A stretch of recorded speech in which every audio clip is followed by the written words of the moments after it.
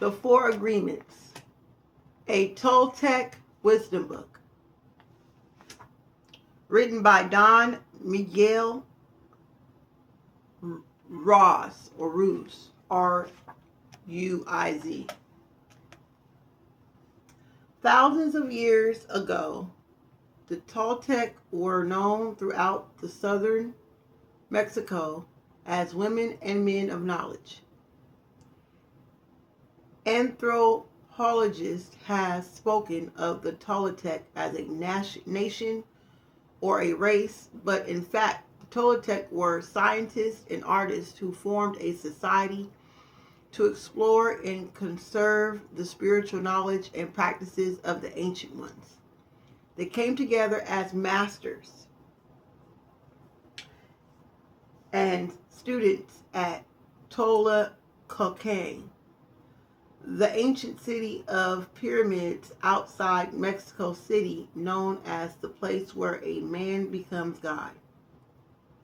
Over the millennia, the masters were forced to conceal the ancestral wisdom and maintain its existence in obscurity.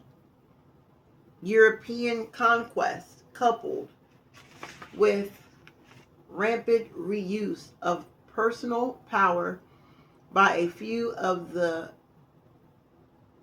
appearances, made it necessary to shield the knowledge from those who are not prepared to use it wisely or who might intentionally misuse it for personal gain. Fortunately, the esoteric Toltec knowledge was embodied and passed on through generations by different lineages of masters, though it remained veiled in secrecy for hundreds of years.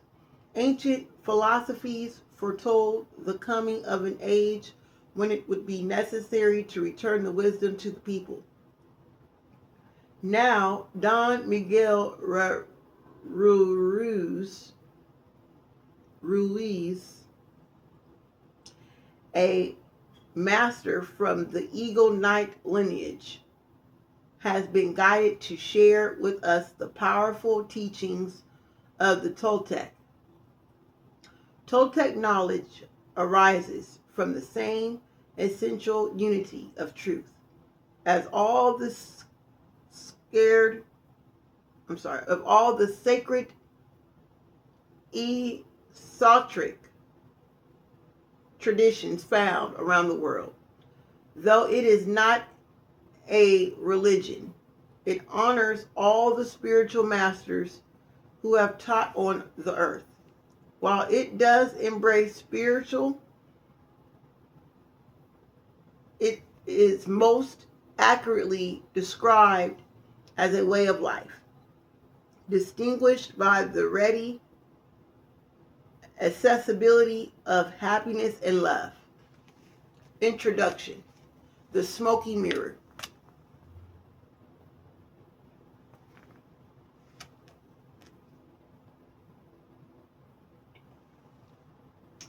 "3,000 years ago, there was a human just like you and me who lived near a city surrounded by mountains.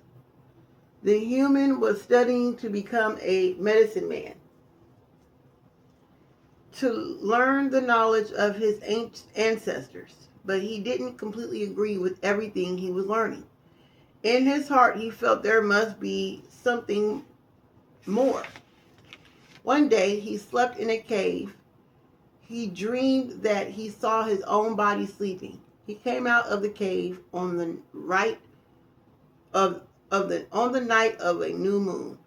The sky was clear and he could see millions of stars. Then something happened inside of him that transformed his life forever. He looked at his hands. He felt his body. He heard his own voice saying, 'I am made of light. I am made of stars.' He looked at the stars again and he realized that it's not the stars that created light, but rather the light creates the stars. Everything is made of light, he said, and the space in between isn't empty. And he knew that everything that exists is one living being, and that light is the messenger of life, because it is alive and contains all information. Then he realized that although he was made of stars, he was not those stars. I'm in between the stars, he thought. So he called the stars the tonal and the light between the stars the master, Nagyul. Nagyul. And he knew that what created the harmony in space between the two is life or intent. Without life, the tonal and the Nagyul could not exist. Life is the force of the absolute, the supreme, the creator who creates everything. This is what he discovered. Everything in existence is a manifestation of the one living being we call God. Everything is God. And he came to the conclusion that human perception is merely light preventing light.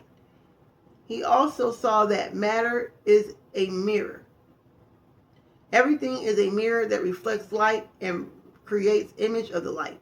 And the world of illusions, the dream, is just like smoke, which doesn't allow us to see what we really are. The real us is pure love, pure light, he said. This realization changed his life. Once he knew what he really was, he looked around at other humans and the rest of nature, and he was amazed at what he saw. He saw himself in everything, in every human, in every animal, in every tree, in the water, in the rain, in the clouds, in the earth. And he saw that life mixed with tonal and Nagyul in different ways to create billions of manifestations of life. In those few moments, he comprehended everything. He was very excited and his heart was filled with peace.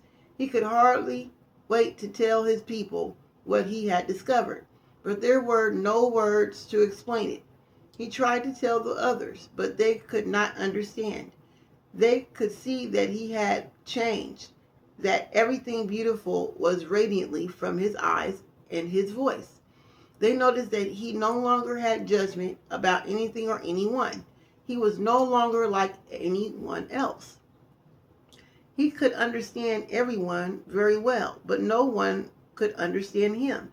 They believed that he had an incarnation of God, and he smiled when he heard this, and he said, "It is true, I am God, but you are also God. We are the same, and we are image of light. We are God." But still, the people didn't understand him. He had discovered that he was a mirror for the rest of the people, a mirror in which we could see himself. Everyone is a mirror, he said. He saw himself in everyone, but nobody saw him as themselves.